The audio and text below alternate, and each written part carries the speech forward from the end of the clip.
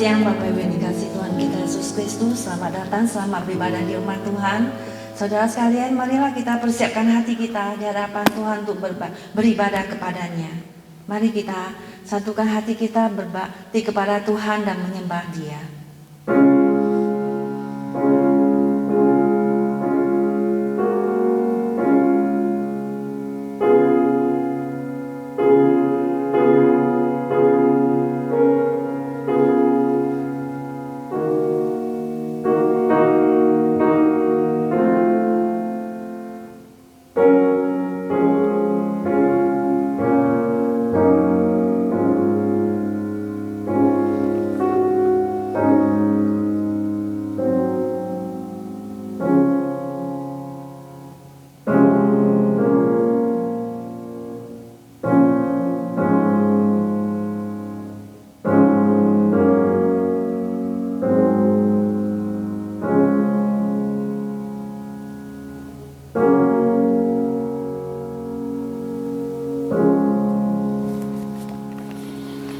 Dengarlah firman Tuhan. Aku sangat menanti-nantikan Tuhan, lalu Ia menjenguk kepadaku dan mendengar teriaku minta tolong. Ia mengangkat aku dari lubang kebinasaan, dari lumpur rawa. Ia menempatkan kakiku di atas bukit batu, menetapkan langkahku. Ia memberikan nyanyian baru dalam mulutku untuk memuji Allah kita. Banyak orang akan melihatnya dan menjadi takut, lalu percaya kepada Tuhan. Kebaktian hari ini kita alaskan dalam nama Allah Tritunggal, Allah Bapa, Allah Putra, dan Allah Roh Kudus. Turunlah kiranya kasih dan damai sejahtera atas kita sekalian. Mari saudara, kita akan bangkit memuji Tuhan nomor 26, mulia bagi Allah kita. Kita patut bersyukur dan memuji Tuhan. Tuhan kita adalah Tuhan yang hidup, Tuhan yang menghidupkan kita dari lubang kebinasaan, dari kematian, karena Dia menebus dosa kita, sehingga dosa kita bisa diampuninya. Nomor 26, mari kita bersukacita memuji Tuhan. To God be the glory.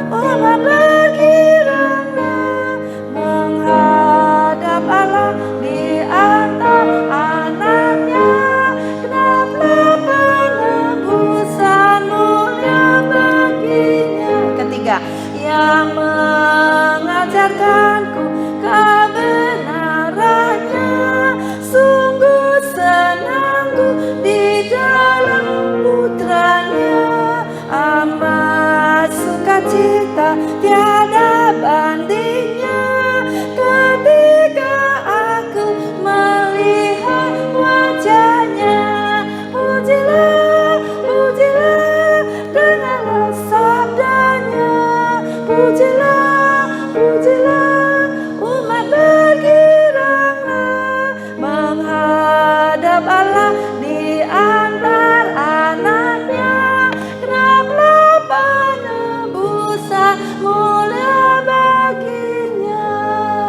kita berdoa. Benar ya Tuhan, genaplah penebusan mulia bagi-Mu Tuhan. Bahwa sungguh benar penebusan-Mu Tuhan di dalam anak-Mu yang tunggal, Tuhan Yesus Kristus. Sungguh Tuhan sanggup menyembuhkan kami. Sanggup Tuhan untuk membersihkan segala dosa dan kelemahan kami. Dan sungguh Tuhan Kau ajaib dan nyata adanya. Sungguh Tuhan Kau bisa dipercaya Tuhan oleh kami semua umat manusia di dunia ini. Sungguh Engkau adalah iya dan amin Tuhan. Biarlah mata kami semua tertuju kepadamu Tuhan. Satu-satunya Tuhan dan Juru Selamat kami. Engkau boleh kami kembali kepadamu ya Tuhan. Semua kami ya Tuhan. Karena Engkau ya Tuhan Yesus. Engkau berkata bahwa Engkau adalah jalan, kebenaran dan hidup. Tidak ada satu orang pun datang kepada Bapa kalau tidak melalui aku. Sungguh Tuhan, kami boleh semua kembali kepadamu melalui Engkau karena penebusan-Mu Tuhan. Ya Tuhan, terima kasih Tuhan untuk kasih-Mu yang begitu besar ini Tuhan, yang boleh kami alami di dalam kehidupan kami sehari-hari yang sudah boleh nyata Tuhan. Biarlah Tuhan semuanya ini boleh kami masyurkan, boleh kami muliakan, dan boleh kami agungkan, boleh kami beritakan Tuhan kepada teman-teman sejawat kami, bahwa Engkau Tuhan benar, Engkau mengampuni dosa-dosa kami, Engkau menyucikan dosa kami Tuhan, dan kami boleh kembali kepadamu, hidup benar di hadapan-Mu lagi, dan mempunyai hidup yang baru lagi di hadapan-Mu. Tolong kami Tuhan untuk memberitakan kabar sukacita ini Tuhan. Terpuji nama Engkau ya Tuhan dari selama-lamanya. Di dalam nama Tuhan Yesus kami berdoa. Amin. Hormat diberi bagi Bapa, Anak, dan Roh Kudus, dari mula sampai sekarang dan seterusnya, termulia. Amin. Amin. Kami persilakan duduk kembali dengan hormat. Puji Tuhan saudara sekalian, Tuhan itu hidup dan Tuhan menolong kita di dalam semua mengatasi segala masalah dan persoalan daripada hidup kita. Dan di dalam Dia ada sukacita dan damai sejahtera yang sejati yang boleh kita temukan di dalam Kristus Yesus anaknya yang tunggal, dan boleh kita rasakan dalam hati kita. Saudara sekalian, kembali saat ini kita akan memasuki pembacaan bersahut-sahutan yang terambil di buku nyanyian kita nomor 1. Saya persilakan kepada Ibu Esther untuk baca bagi kita sekalian.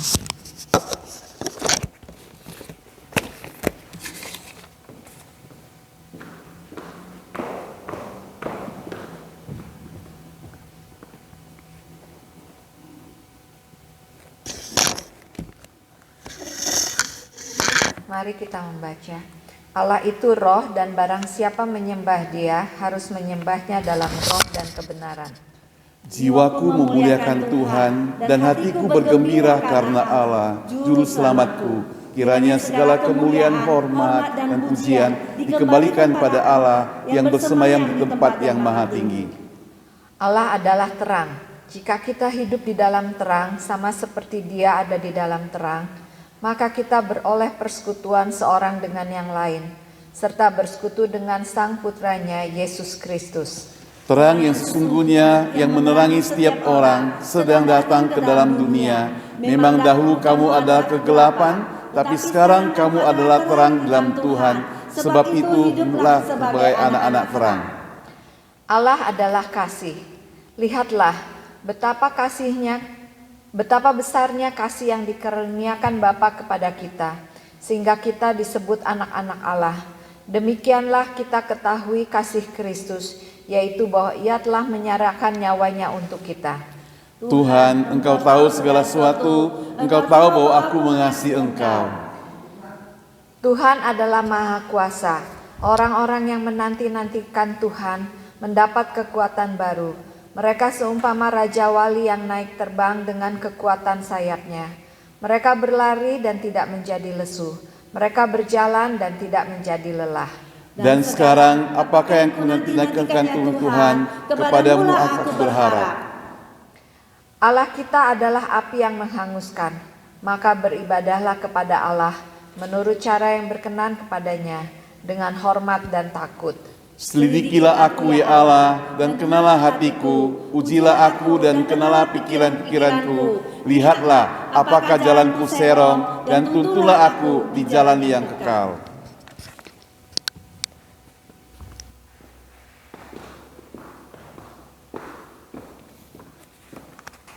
Terima kasih kepada Ibu Esther yang telah membaca bersama bagi kita semua. Dan kembali saat ini kita kembali akan memuji Tuhan. Kembali kita memuji Tuhan pada Allah Tritunggal, bahwa terpujilah Engkau ya Tuhan ya. Kita melihat nomor 309. Bapa di surga, hatiku bersyukur.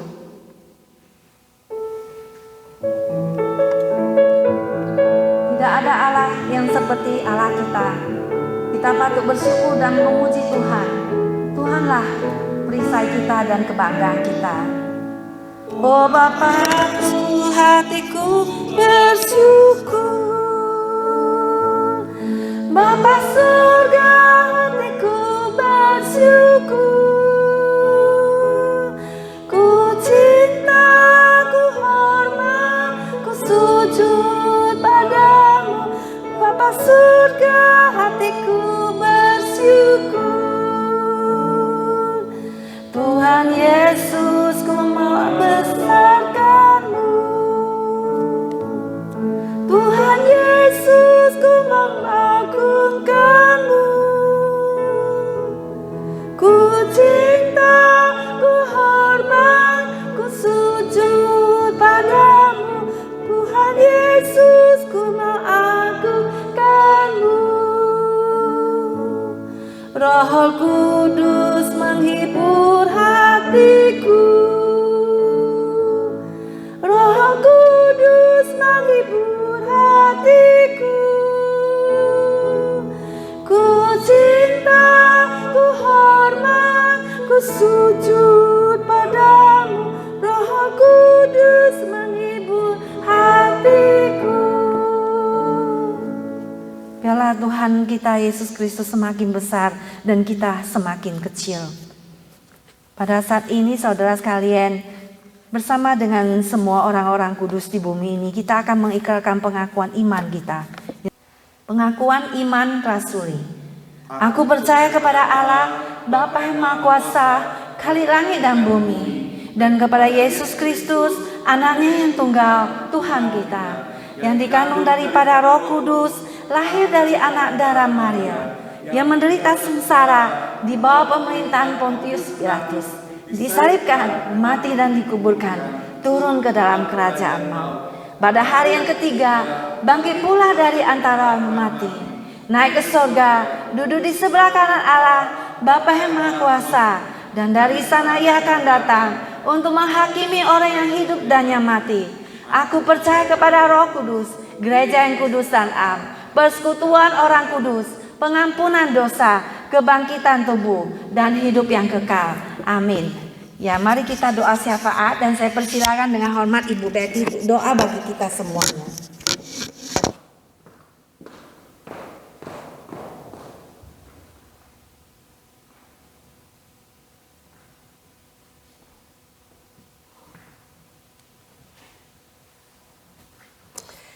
Mari kita tundukkan kepala sama-sama berdoa.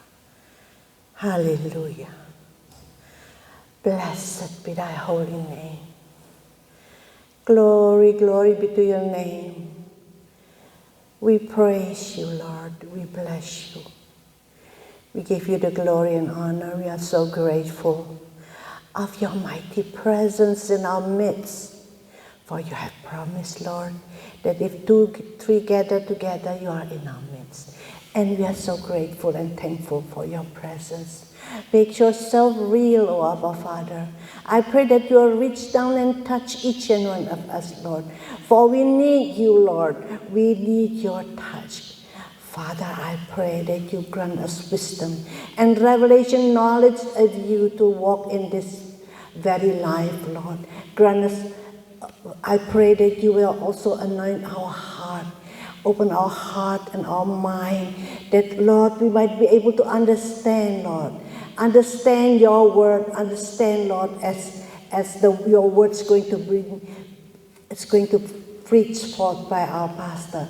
I pray that you use him as your mouthpiece. And Abba Father, I pray that you anoint him mightily, Father, so that, Lord, you'll bring life to your word.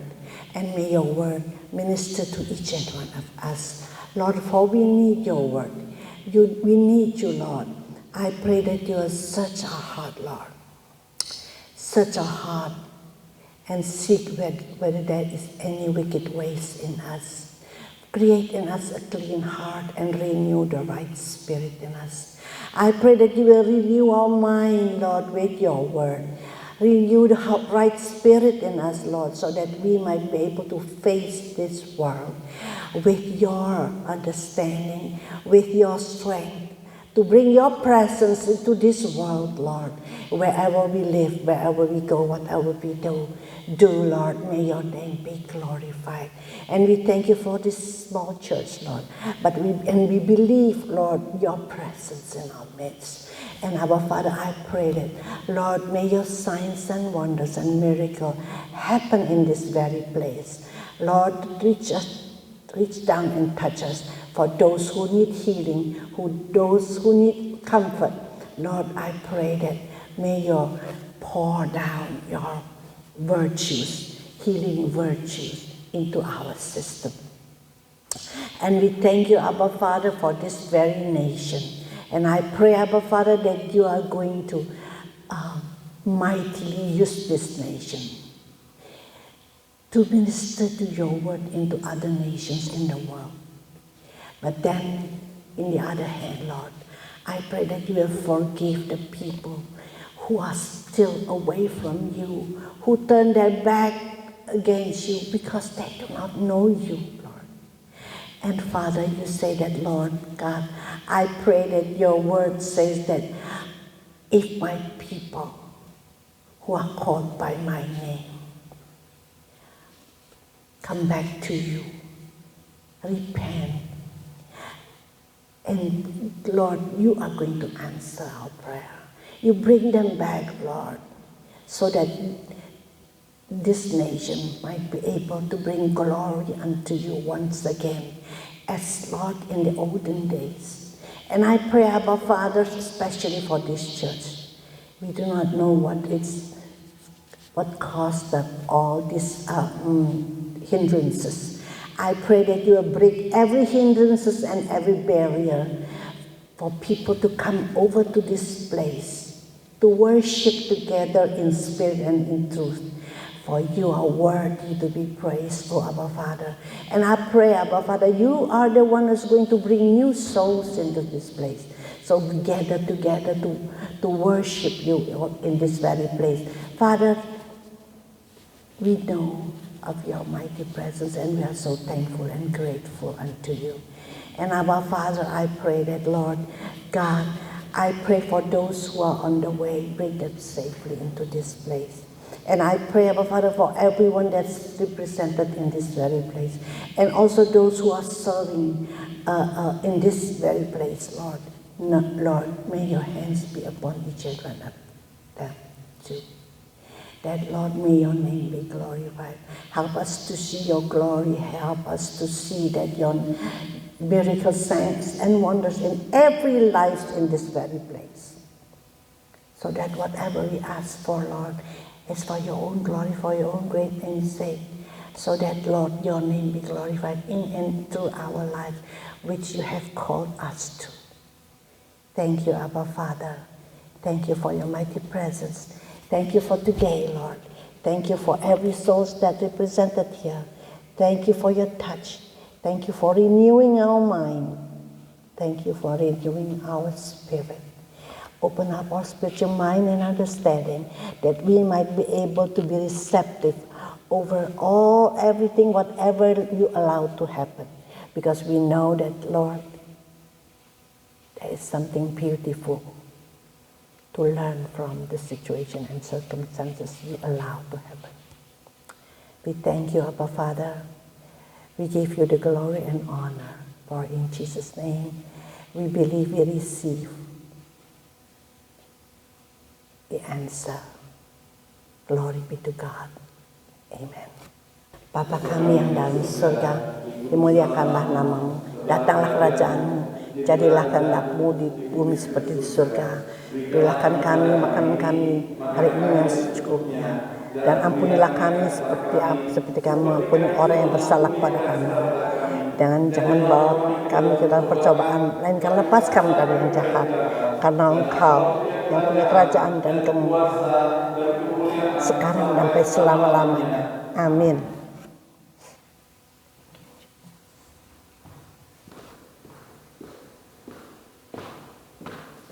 Persilakan duduk kembali.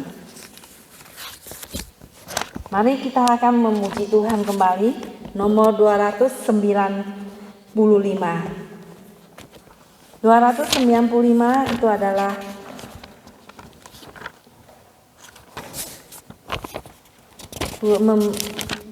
memancarkan keindahan Tuhan. Let the beauty of Jesus be seen in me.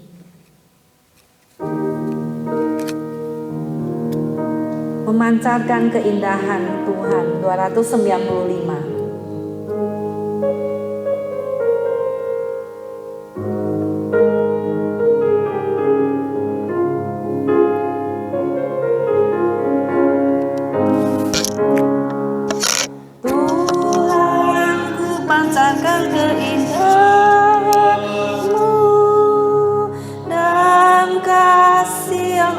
Kasih yang murni, budi bahasaku disucikan rohmu, hingga ku pancarkan keindahanmu. Bahasa Inggrisnya, let the beauty of Jesus be seen in me, all His wonderful passion and purity.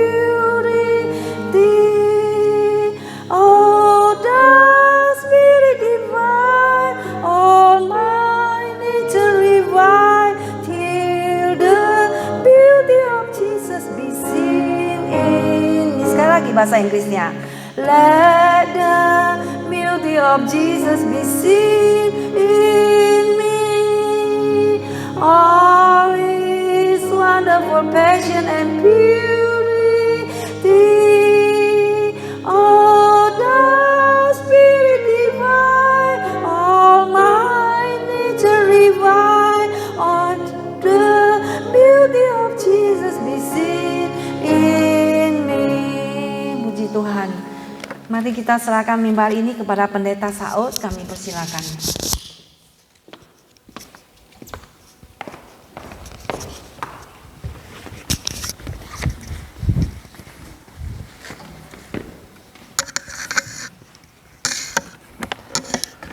Selamat siang Bapak Ibu sekalian yang saya kasih Tuhan. Senang sekali kita kembali boleh berkumpul bersama-sama.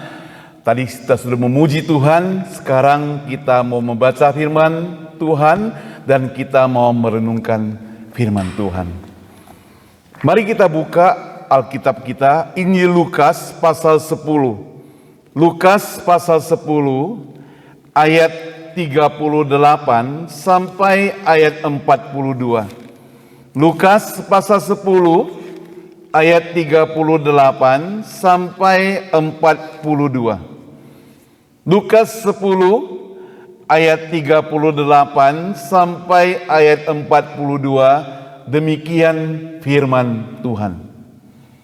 Maria dan Marta. Ketika Yesus dan murid-muridnya dalam perjalanan, tibalah ia di sebuah kampung. Seorang perempuan yang bernama Marta menerima dia di rumahnya. Perempuan itu mempunyai seorang saudara yang bernama Maria. Maria ini duduk dekat kaki Tuhan dan terus mendengarkan perkataannya. Sedang Marta sibuk sekali melayani. Ia mendekati Yesus dan berkata, "Tuhan, tidakkah engkau peduli bahwa saudaraku membiarkan aku melayani sendiri? Suruhlah dia membantu aku." Tetapi Tuhan menjawabnya, "Marta, Marta, engkau khawatir dan menyusahkan diri dengan banyak perkara. Tetapi hanya satu saja yang perlu. Maria telah memilih bagian yang terbaik, yang tidak akan diambil daripadanya. Kita beri tanda bagian ini. Mari kita buka Yohanes 12. Yohanes 12 ayat 1. 12 ayat 1. 6 hari sebelum Paskah, Yesus datang ke Betania, tempat tinggal Lazarus yang dibangkitkan Yesus dari antara orang mati. Ayat 2, di situ diadakan perjamuan untuk dia dan Marta melayani. Sedang salah seorang yang turut makan dengan Yesus adalah Lazarus. Sampai di sini pembacaan firman Tuhan. Bahagia kita membaca firman Tuhan, merenungkannya dan mempraktekkannya dalam kehidupan kita sehari-hari. Kita berdoa. Bapa di surga, terima kasih kami telah membaca firman-Mu. Dan pakailah Tuhan, firman Tuhan yang sudah kami baca, kami boleh merenungkan dengan sebaik-baiknya. Tolong hamba-Mu dalam segala keterbatasannya, berikan hikmat yang daripada Tuhan, sehingga firman Tuhan yang disampaikan nanti boleh jadi berkat bagi kami semua. Di dalam nama Tuhan Yesus kami berdoa. Amin. Bapak Ibu sekalian yang saya kasih Tuhan, tema yang akan kita renungkan bersama adalah melayani yang benar. Melayani yang benar. Melayani Tuhan itu merupakan perbuatan yang baik, yang terpuji. Dan jika kita memilih untuk melayani Tuhan, maka ini merupakan pilihan yang paling jitu, paling tepat. Namun, mengapa ada pelayanan yang disebut pelayanan yang benar, ada yang disebut dengan pelayanan yang salah? Hari ini kita akan melihat kedua orang bersaudara. Alkitab mencatat itu kakak adik, namanya Maria dan Marta. Mungkin ceritanya kita tidak asing lagi, tapi kita akan melihat lebih mendetail. Kira-kira mengapa Yesus meresponi kedua orang ini berbeda? Nah, Alkitab yang kita baca menceritakan bahwa hari itu tatkala Yesus dalam sebuah perjalanan, dia tiba di sebuah kampung. Tadi kita sudah baca Yohanes 12 atau juga Yohanes 11. Di situ juga mencatat bahwa kampung itu bernama Betania. Kampung itu bernama Betania. Di situ ada siapa? Ada Lazarus, ada Maria, ada Marta. Mereka tinggal di sana. Dan ini menjelaskan juga bahwa Lazarus dan saudara-saudaranya ini merupakan sahabat baik daripada Yesus. Ketika Yesus pelayanan masuk ke kampung itu, dia selalu singgah di rumah orang-orang ini. Jadi saudara, kita perhatikan bahwa Yesus akrab dengan orang-orang yang dilayani. Nah, Maria dan Marta, walaupun mereka adalah kakak adik, namun mempunyai karakter yang berbeda. Sering kita perhatikan kan, kita punya anak yang kembar sekalipun, karakternya berbeda. Ada yang lebih agresif, ada yang lebih pendiam. Padahal mereka itu kembar gitu. Nah, ini Maria dan Marta, dua bersaudara, karakter yang berbeda. Dan perbedaannya terlihat di dalam Alkitab bagaimana mereka merespon kehadiran Yesus di rumah mereka itu. Apa yang mereka lakukan sebenarnya? kita akan lihat ada 3 hal. Sama-sama kita ingat gampang-gampang saja. Pertama, saya catat di sini bahwa Maria dan Marta dua-duanya itu adalah orang baik. Sekali lagi, Maria dan Marta dua-duanya orang baik. Dia tidak seperti cerita dongeng bawang putih dan bawang merah, bukan begitu. Kan kalau ada bawang putih, bawang merah, ada yang kakaknya jahat pada adiknya. Dia juga tidak seperti cerita Cinderella, bukan. Tapi Maria dan Marta dua-duanya baik.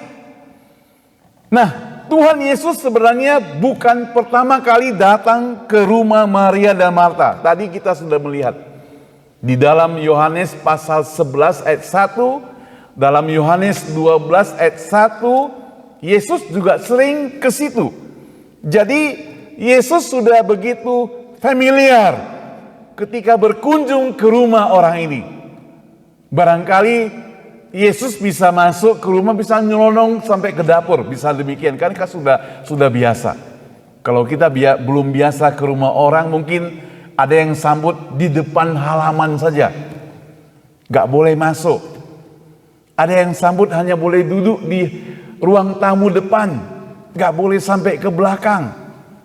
Tapi kalau sudah teman baik, boleh sampai ke belakang, boleh sampai ke ruang makan, ruang dapur pun gak masalah. Nah, itu teman baik, sudah bersahabat, sudah biasa. Nah, sekarang Yesus begitu familiar dengan mereka, keluarga yang di Betania ini. Dan di rumah itu mereka menyambut dan selalu disambut kehadiran Yesus, termasuk perjamuan makan. Alkitab mencatat Marta melayaninya.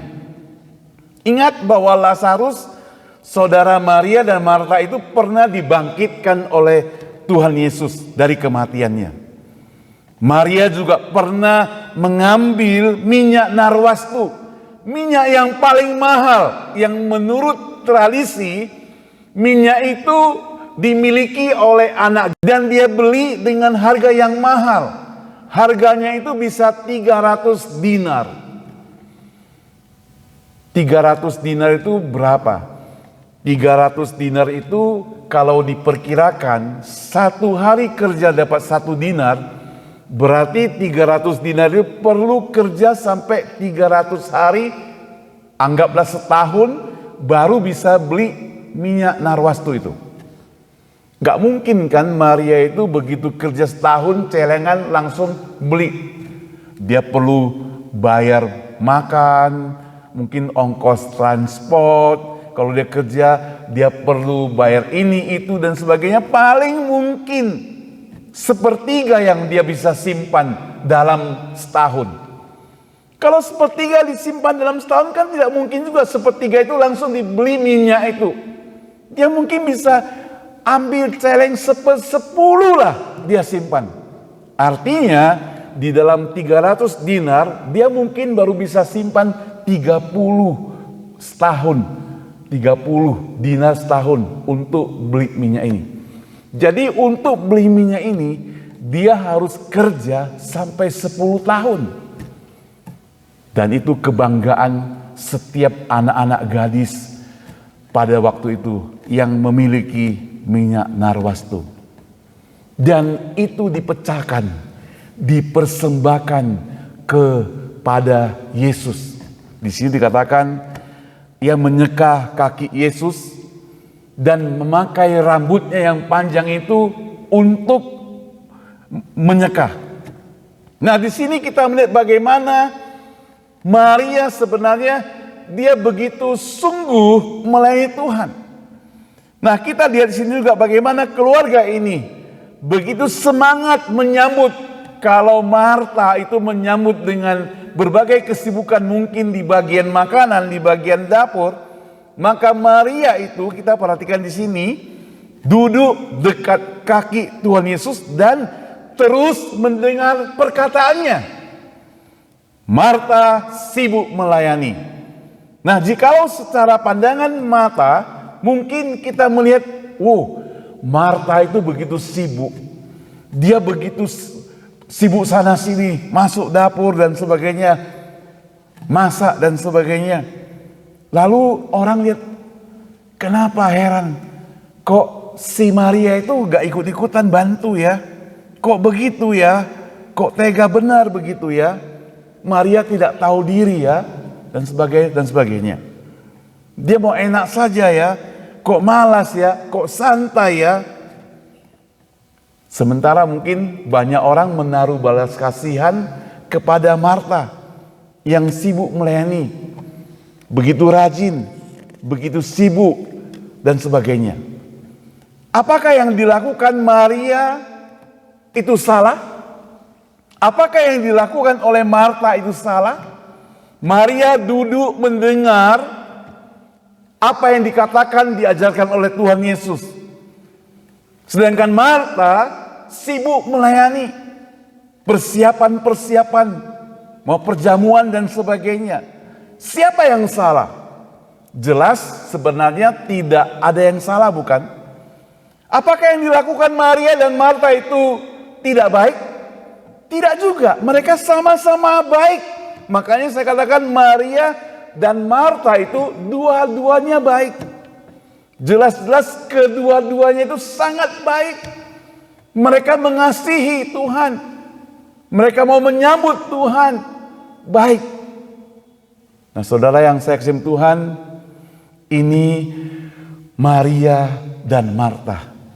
Dua-duanya baik. Yang kedua, Maria dan Marta. Dua-duanya itu melayani. Siapa yang berani bilang bahwa Maria tidak melayani? Barangkali hanya berani bilang itu Marta. Tadi kita sudah baca bahwa Marta berani menegur.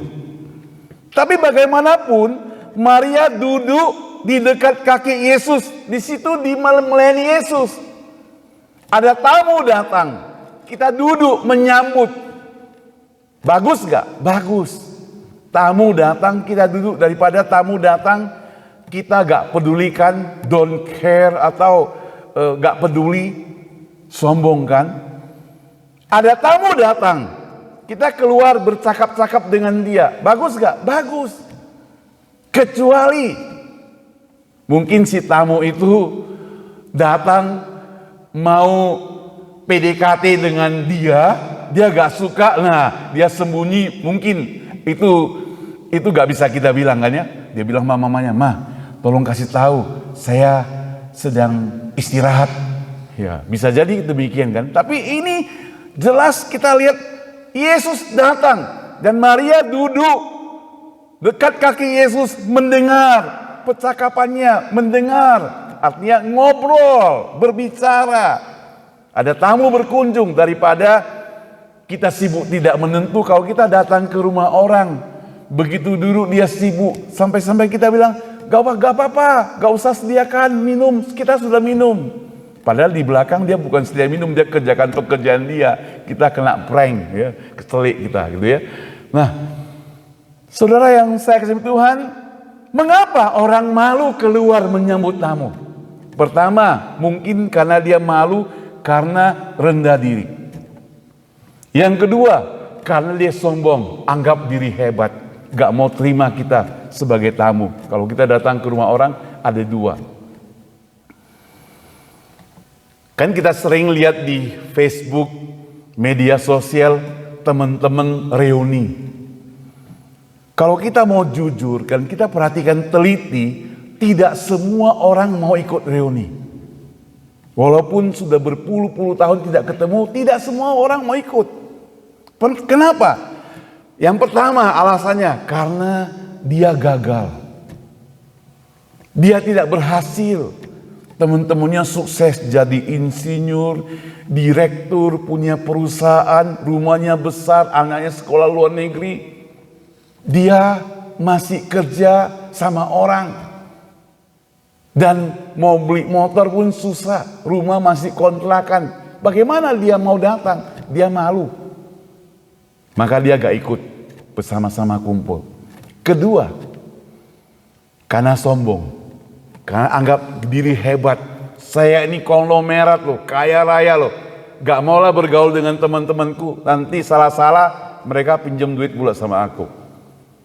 Nah saudara yang saya kasih Tuhan, ada dua alasan kenapa orang tidak mau bertemu satu dengan lain padahal teman baik. Beda dengan Maria dan Marta kan. Marta bukan karena sombong, tapi Marta sedang sibuk mempersiapkan untuk menyambut Yesus. Salah gak dia? Tidak sebenarnya. Nah saudara yang saya kasih Tuhan, sebaliknya Marta itu seperti begitulah. Kalau Maria, dia berhadapan dengan Tuhan. Ia sedang mempersiapkan yang di dapur, kalau si Marta sibuk. Mungkin kalau zaman sekarang dia masak rendang, masak gulai, tidak cukup lagi goreng ayam, tambah lagi sate, apalagi soto gitu ya. Ada makanan dari Bandung mungkin dari ya, apalagi yang enak ya, batagor. Wah, banyak sekali menyambut Yesus. Wah, senang sekali. Sehingga sekarang dia kelabakan karena saudaranya itu duduk saja, tidak ikut bantu. Mereka dua-dua itu melayani. Yang ketiga, Maria memilih yang terbaik, sedangkan Marta tidak. Saudara, karena Marta mengerjakan sendiri, ia juga melihat kira-kira tamu-tamu yang datang itu kok gak seakan-akan tidak merasa belas kasihan kepada dia, ikut bantu kayak. Dia tentu tidak berani tegur kepada tamu-tamu itu. Sampai dia tidak tahan lagi sekarang. Dia tidak tahan lagi. Biasanya bagaimana? Mungkin dia datang ke dekat-dekat telinga Maria. Maria, kamu ikutku, aku duluan ke dapur bantu-bantu. Ya, mungkin gitu ya. Tapi dia gak lakukan itu. Ia mendekati Yesus dan berkata, Tuhan, tidakkah engkau peduli bahwa saudaraku membiarkan aku melayani sendiri? Suruhlah ia membantu aku. Coba kita pikir, mengapa Marta berani mengatakan demikian? Ya karena dia sudah dekat dengan Tuhan, mereka sudah dekat kan, sudah sering ketemu, gak sungkan lagi, bahkan melalui tamunya dia minta tegur adiknya. Gak biasa itu kan ya. Kan malu kan ya. Padahal biasanya kan kalau kita mungkin diam-diam aja, ini ada tamu datang, adik ini gak peduli, kita sebagai kakak diam-diam aja lah, udah kerja sampai selesai, baru sesudah tamu pulang baru dia ngomel, tadi kamu enak sekali duduk-duduk begitu ya, terus sekarang cuci piring, ya, mungkin gitu ya. Tapi ini enggak, tamunya masih ada, Yesus ada di rumahnya, dia bilang, tolonglah suruh saudaraku itu bantu aku. Jangan hanya duduk santai, ikut bantu. Ini menunjukkan bahwa kedekatan keluarga ini dengan Tuhan Yesus, sehingga dia tidak sungkan minta Yesus menegur. Dia pikir Yesus bakal membela dia. Itu yang dia pikirkan. Dia pikir Yesus bakal pro dia. Ayat 41 mencatat, coba kita perhatikan. Tetapi Tuhan menjawabnya, Marta, Marta, engkau khawatir menyusahkan dengan banyak perkara, tapi hanya satu saja yang perlu. Maria telah memilih bagian yang terbaik. Justru Marta ditegur Tuhan. Marta, Marta, engkau sibukkan dirimu pada satu saja yang perlu, yang engkau harus ikuti. Kesibukan yang lain itu masih bisa ditunda. Kalau gak bisa masak soto ataupun rendang, ya goreng telur ceplok aja gak apa-apa, saya juga bisa makan. Mungkin Yesus mau katakan demikian. Taruh kecap manis, sambal belacan dari San Mateo itu, waduh sudah sedap. Kita bisa lahap 2 piring. Ya kan? Sudah enak sekali. Gak perlu sampai sibuk-sibuk demikian. Yang penting adalah engkau duduk, engkau mendengarkan firman Tuhan, engkau mengadakan pengajaranku. Apa yang bisa kita pelajari Bapak Ibu sekalian? Melayani Tuhan itu baik. Sibuk melayani Tuhan itu lebih baik daripada berpangku tangan tidak lakukan apa-apa. Tetapi ingat dan hati-hati, iblis bisa memakai kesibukan kita untuk jauh daripada Tuhan, bukan melayani Tuhan. Seakan-akan kita lakukan yang baik tapi bukan melayani Tuhan. Menolong orang lain juga boleh gak? Boleh. Baik gak? Baik, tapi menolong orang lain itu bukan melayani Tuhan. Ada orang menolong orang lain karena apa? Karena dulu pernah ditolong. Kedua apa? Karena mengharapkan nanti dia bisa ditolong. Karena apa?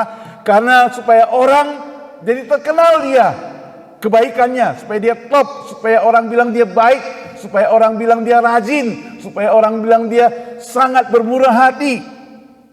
Tetapi itu bukan untuk Tuhan, untuk dirinya sendiri. Melayani Tuhan bisa salah gak? Bisa. Hobi saja rame-rame ikut-ikutan. Temanku itu rajin sekali melayani, aku ikut. Apalagi saudara, mumpung lagi gak ada kerjaan, gak apa-apa, bantu-bantu ikut melayani. Mau besok ke sana ya, aku ikut dong. Sampai-sampai pelayanan misi pun saudara bisa salah saudara. Ada banyak orang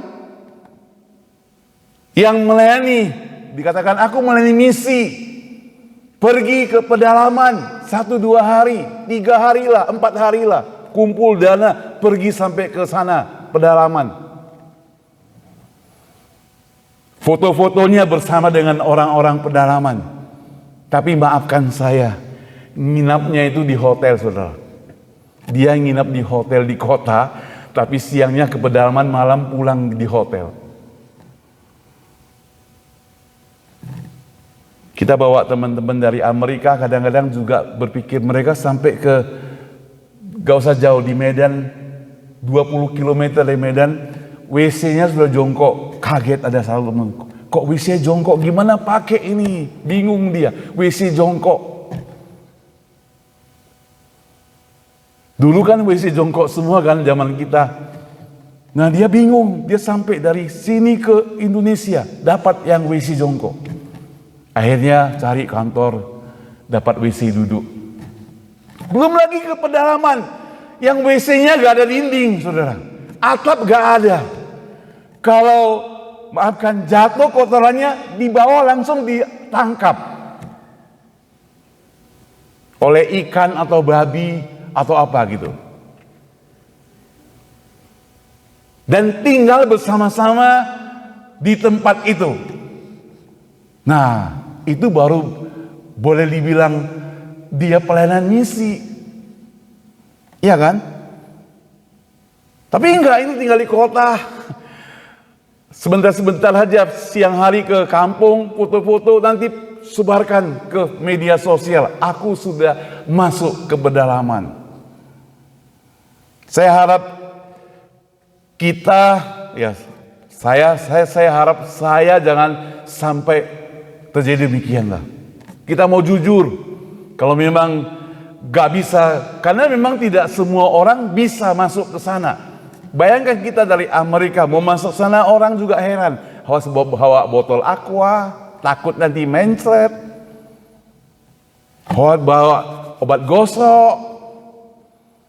Bajunya panjang, takut digigit nyamuk. Panas gitu, lengan panjang dan celana panjang, takut gigit nyamuk. Sarung tangan lagi, waduh. Makan juga pilih-pilih. tempat tinggal lagi mungkin. Waduh, semuanya gak biasakan, gak bisa adaptasi. Jadi bisa salah. Namanya saja pelayanan, tapi sebenarnya bukan untuk Tuhan, untuk diri sendiri. Maunya kita nyaman. Kita perlu hati-hati. Apa bedanya kita dengan Marta? Begitu sibuk supaya orang memuji dia barangkali. Apakah yang dilakukan Marta itu tidak baik? Baiklah, dia sediakan makanan untuk Tuhan, baik. Tapi bukan yang terbaik. Sekali lagi, bukan yang terbaik. Bagi Tuhan, yang terbaik adalah dia duduk mendengar firman Tuhan. Tapi saudara, apakah dengan demikian membuat kita tidak mau melayani? Tidak juga. Mengapa kita harus melayani Tuhan? Karena Tuhan begitu mengasihi kita, begitu baik pada kita. Sampai-sampai ada kesulitan pun kita tidak boleh tinggalkan dia. Teman saya kasih contoh. Suatu hari kalau kita punya HP ini kan kadang-kadang kita bisa lupa. Ini ukurannya besar. Ada orang yang lebih kecil, besar mungkin juga bisa lupa. Kadang-kadang kita bisa ketinggalan di mana gitu. Kalau suatu hari kita naik bat misalnya, HP kita tinggal di bat. Begitu kita naik, HP kita ada di bangku. Lalu orang samping bilang, Bu, HP-mu ketinggalan. Dia kembalikan pada kita. Kira-kira kita ngomong apa? Coba. Terima kasih ya. Terima kasih, cie gitu. Karena kita naik, kita berdiri, HP kita langsung dikasihkan pada kita. Itu babak pertama. Seperti begitu. Babak kedua, kita sekarang punya HP. Kemudian naik bat, ketinggalan. Kita sudah turun sekarang. Turun di bat. Tapi baru kita ingat, HP-ku ada di bangku itu. Kita serbulah sana sini, lari kemana kemari dan sebagainya. Lalu mungkin kita naik kembali ke bat, pergi ke stasiun yang satu lagi. Dan benar ketemu ada satu orang yang duduk di samping kita itu, dia kembalikan pada kita. Kita ngomong apa coba? Coba ibu-ibu ngomong apa? Terima kasih. Mungkin ambil uang, kasih dia gocap gitu ya, $50. Nah ini terima kasih. Karena dia sudah baik, mau tunggu kita di stasiun lain. Kalau dia bawa pergi gimana? Itu babak kedua. Babak ketiga, sama kita punya HP, naik bat, ketinggalan. Kita sudah beli ketinggalan. Kemudian apa? Kita baru ingat waktu kita turun. Lalu kita kejar ke stasiun yang lain, gak ketemu. Kejar lagi, gak ketemu. Kita telepon nomor kita, gak bunyi. Dimatiin sudah. Tunggu 1 hari, 2 hari, gak ada berita. Kita SMS nomor kita sendiri, gak diangkat, gak dibaca. Tiba-tiba dia baca. Sebentar, tutup lagi, kita telepon tutup lagi. Kira-kira kita jengkel gak? Kita dikerjain gak? Kita dikerjain. Lalu mungkin kita sudah hampir putus asa. HP-nya Apple lagi seri terbaru. Bisa 15-17 juta atau 1000-an lebih ukuran uang sini. Hampir 2000.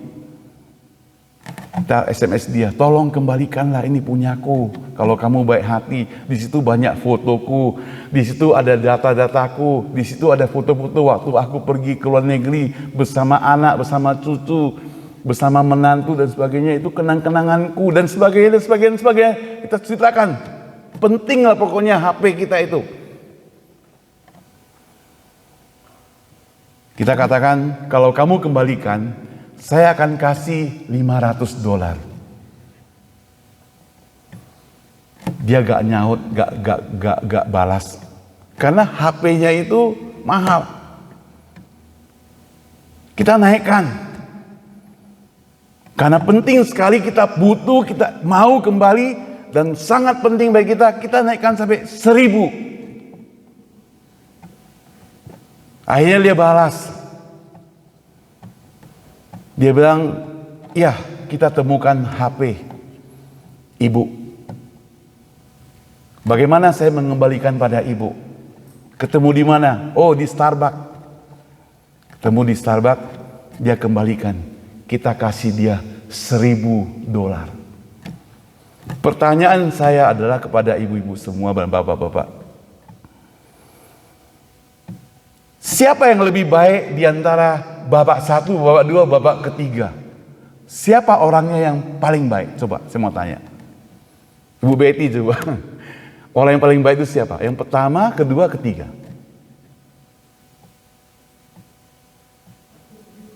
Hah? Satu sama kedua. Ketiga itu jahat kan ya? Dia kerjakan sampai berhari-hari. Sampai tawar menawar $500 jadi naik 1.000. Baru dia kembalikan dan dia terima 1.000. Yang menjadi tanda tanya, kenapa dia begitu jahat? Kita masih kasih dia 1.000. Sementara tadi yang begitu kita naik, dia pegang kita, ini HP. Kita gak kasih apa-apa, hanya kamsia-kamsia. Yang sudah tunggu 1 blok, kita hanya kasih dia apa? Kita hanya kasih 50. Ini sekarang sudah tahan HP kita 2-3 hari, dibalas enggak, dan sebagainya, mengerjakan kita lagi. Kita bayar dia sampai 1.000. Kenapa berdemikian? Dia jahat pada kita, tapi bayarannya kenapa lebih banyak? Kenapa?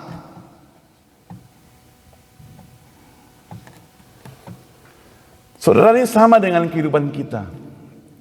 Apakah kita mau tunggu penderitaan itu datang lama, kesulitan itu lama, baru kita bisa bersyukur kepada Tuhan dengan lebih besar bersyukurnya? Waktu kita gak ada apa-apa, hanya hilang sebentar, kita hanya syukurnya kamsia-kamsia, nol, gak berikan apa-apa. Lalu ada sulit sedikit, 1 blok, kasih 50 gocap. Tapi dikerjakan setengah mati, kasih dia 1.000. Apakah kita mau seperti itu? Kalau Tuhan kita itu jahat, dia perlakuan kita seperti orang yang ketiga. Kerjain kita, supaya kita lebih berani bayar harga yang banyak kepada Tuhan. Artinya kita rela berkorban, kita rela kerja. Tapi Marta, kembali lagi ke Marta. Marta itu melayani Tuhan sampai lupa dekat dengan Tuhan, saking sibuknya dia. Itu yang dipersalahkan oleh Tuhan. Maka kita perlu hati-hati. Jangan kita sibuk dengan pekerjaan, kita pikir kita melayani Tuhan dengan sungguh-sungguh. Ya pendeta juga saya sendiri menegur diri sendiri, perlu hati-hati. Jangan saya hanya bisa khotbahkan, saya juga perlu baca firman Tuhan, perlu berdoa, perlu dekat dengan Tuhan. Bukan hanya sekedar ngomong untuk orang lain, bukan hanya sekedar sampaikan ke orang lain, bukan hanya sekedar membantu. Kalau membantu, di mana kita bisa membantu? Kalau hanya untuk masak seperti Marta, di mana-mana kita bisa lakukan. Tapi Tuhan mau engkau dan saya bukan hanya dekat dengan Dia, tapi kenal Dia. Dekat dengan Dia, bisa peluk Dia, bisa merasakan kasih daripada Tuhan. Sungguh-sungguh Dia tidak mengharapkan apa-apa pada kita. Dia harap supaya kita bisa mengasihi Dia dengan sungguh-sungguh. Saudara, hari ini kalau kita tidak mau melayani Dia, Dia tetap adalah Tuhan. Dia tetap Tuhan, tidak berubah kok. Apakah Dia butuh kita? Dia tidak butuh kita. Karena Dia bisa pakai orang lain. Banyak. Jangankan Tuhan, orang dunia bisa begitu. Kita punya satu teman, dia pernah datang sini juga gitu ya. Dia kerja di Santa Cruz, kerjanya baik. Dia merawat seorang kakek. Janjinya merawat seorang kakek. Di tengah-tengah itu si nenek juga sakit. Jadi rawat dua-dua. Dua-dua gak bisa, sulit berjalan lah. Sampai si nenek gak bisa jalan. Lalu apa? Dia sabar. Dia merawat dengan baik. Si nenek itu selalu menghindar. Gak mau kasih dia rawat. Ternyata dia ada ambeien. Dia rawat sampai sembuh ambeiennya. Baik kan dia kan ya? Baik. Dia lakukan dengan sungguh-sungguh. Lalu dia sudah tiba waktunya dia mau keluar dari pekerjaan itu. Dia bilang sama bosnya, saya boleh gak 2-3 hari lebih cepat keluar supaya saya bisa main-main di San Francisco. Maksudnya mau kunjungi gereja kita. Bosnya bilang boleh, besok lah kamu gak usah kerja lagi juga gak apa-apa. Orang lain sudah mau masuk. Itu bosnya. Begitu kita bilang tidak, pengganti sudah datang. Itu cerita negatifnya. Sekarang Tuhan. Kalau kita tidak mau, kita tawar-menawar dengan Tuhan. Sekarang dia mau pakai kita. Kita tawar-menawar dengan dia. Kita sok-sokan dengan Tuhan. Dia bisa pakai orang lain kok. Gak harus kita. Gak harus saya. Gak harus bapak-bapak, ibu-ibu. Gak harus. Tuhan punya banyak orang. Dia bisa pakai orang lain. Itu sebabnya maka kalau dia mau pakai saya dan mau pakai kita, itu anugerah Tuhan. Itu berkat terbesar yang tiada terhingga. Kalau dia mau pakai kita. Kadang-kadang saya bersyukur di gereja kita ini unik. Kumpulannya banyak, senior-seniornya. Tapi Tuhan mau pakai di usia senior. Dia masih mau pakai kita. Kalau Tuhan tidak mau pakai kita, dia bisa ambil kita kapan saja kok. Saya punya seorang teman hamba Tuhan. Dia pernah khotbah di gereja kita waktu kita baru mulai. Di situ saya masih ingat dia datang, dia khotbah di ruangan situ. 58 tahun minggu kemarin dia dipanggil Tuhan kembali. Padahal dia pintar, doktor, ahli pendidikan, hebat sekali dia. Punya program-program banyak. Dia kerja untuk Indonesia. Kantornya ada di Amerika. Tapi Tuhan panggil dia kembali. Kita bersyukurlah Tuhan mau pakai kita sampai usia lanjut, sampai masa tuamu. Alkitab mencatat sampai putih rambutmu. Jadi jangan dihitamin ya. Saya dikasih teman, tolong hitamin rambut karena sudah ada putih. Jadi saya baca Alkitab, jangan dihitamin. Jadi kapan putihnya? Gitu. Sampai putih rambutmu. Tuhan tetap apa? Tetap ada bersama kita. Amin saudara. Luar biasa. Kita belajar dari Maria, belajar dari Marta. Dua-dua semangat melayani. Tapi Maria memilih yang terbaik. Saya harap kita semuanya punya kesempatan melayani, pilih yang terbaik. Kita berdoa.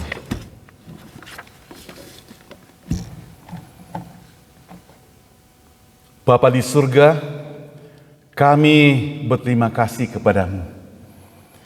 Kasih-Mu begitu besar kepada setiap kami. Engkau tidak pernah meninggalkan kami. Engkau selalu memperhatikan kami. Engkau selalu menjaga kami. Bahkan waktu malam, waktu kami sakit, waktu kami menderita, waktu kami bangkrut, waktu kami susah, waktu kami sukses pun, Engkau ada bersama-sama dengan kami. Kami bersyukur kepadamu Tuhan. Karena kasih-Mu tidak pernah berubah. Tuhan, pakailah kami Tuhan menjadi anak-Mu yang kasih-Nya juga tidak pernah berubah. Di dalam nama Tuhan Yesus kami berdoa. Amin.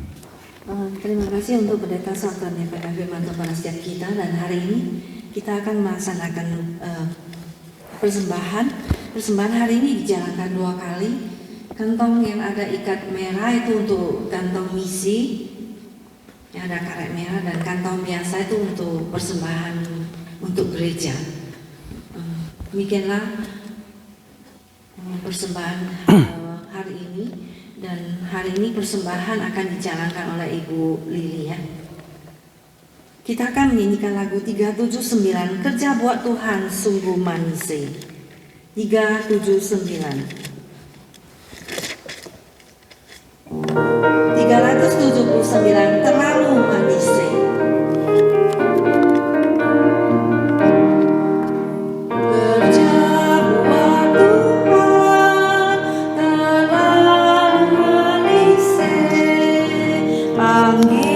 Kita semua terlalu manis.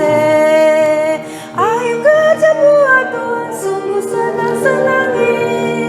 Dipanggil Tuhan terlalu manis. Membuang diri ke ladang Tuhan saudara. Ini dia terlalu manis. Kedua, kerja buat Tuhan terlalu manis. Biar pikul salib terlalu manis. Ayo kerja buat Tuhan, sungguh senang-senangi. Dipanggil Tuhan terlalu manis. Memangkanlah dirimu ke ladang Tuhan, melayani Dia terlalu manis. Mari kita bangkit berdiri.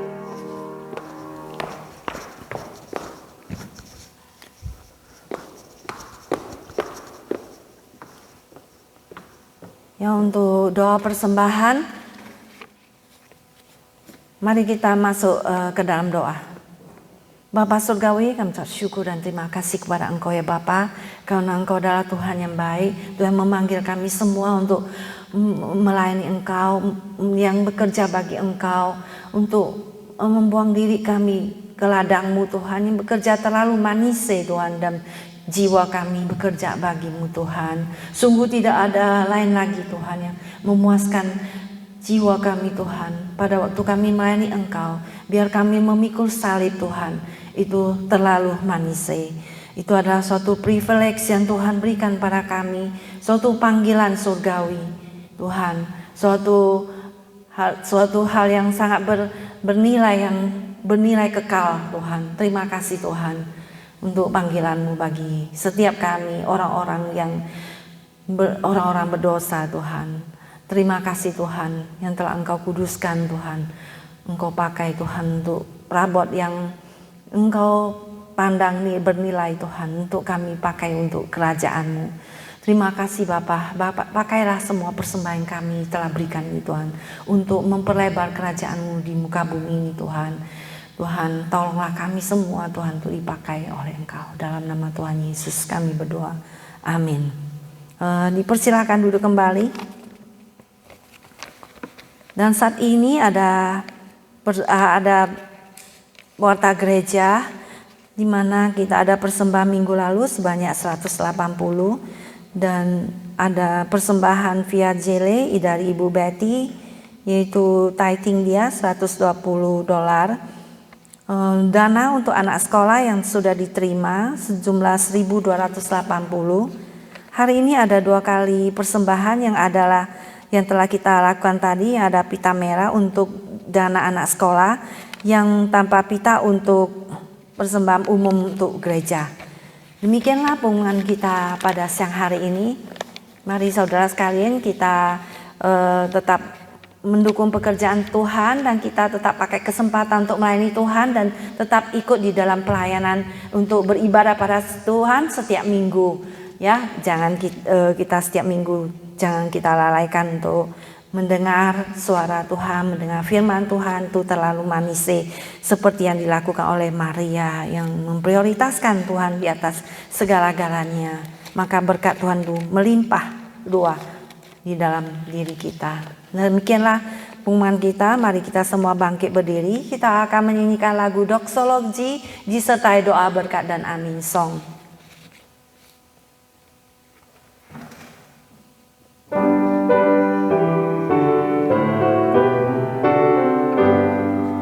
Puji Allah Bapa Putra, puji Allah Roh Kudus, ketiganya yang esa.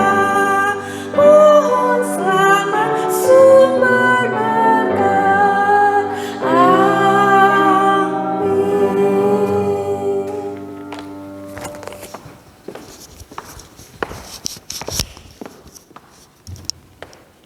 Jemaat sekalian yang mengasihi dan dikasihi Tuhan, terimalah berkat Tuhan, kasih dari Allah Bapa, anugerah dan keselamatan dari Yesus Kristus, pertolongan dan penghiburan dari Roh Kudus menyertai seluruh kehidupan kita, pekerjaan kita, kesehatan kita, keluarga kita, pelayanan kita hari ini, besok, dan sampai Tuhan Yesus datang untuk kedua kalinya. Amin. Amin. Amin. Amin. Amin. Dipersilakan duduk kembali saat teduh kebaktian selesai.